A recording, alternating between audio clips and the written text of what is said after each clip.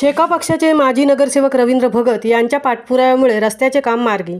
शेका पक्षाचे माजी नगरसेवक रवींद्र भगत यांच्या पाठपुराव्यामुळे कळंबोलीतील राम मंदिराच्या जवळील रस्त्याचे काम मंजूर झाले आहे। येत्या 22 जानेवारी रोजी राम मंदिर कळंबोली या ठिकाणी होणाऱ्या रामाच्या मूर्तीची स्थापना होणार आहे। त्या पार्श्वभूमीवर राम मंदिराच्या लगतच रस्ता नवीन करण्यात यावा यासाठी शेका पक्षाचे माजी नगरसेवक रवींद्र भगत यांनी पनवेल महानगरपालिका आयुक्त गणेश देशमुख यांची भेट घेऊन मागणी केली होती। या मागणीची त्वरित दखल घेऊन आयुक्तांनी त्याला मान्यता दिली व तेथील कामास सुरुवात केली व त्याबद्दल त्यांनी आयुक्तांचे आभार मानून सदर ठिकाणी सुरू असलेल्या कामाची पाहणी केली। महामुंबईसह संजय कदम, पनवेल।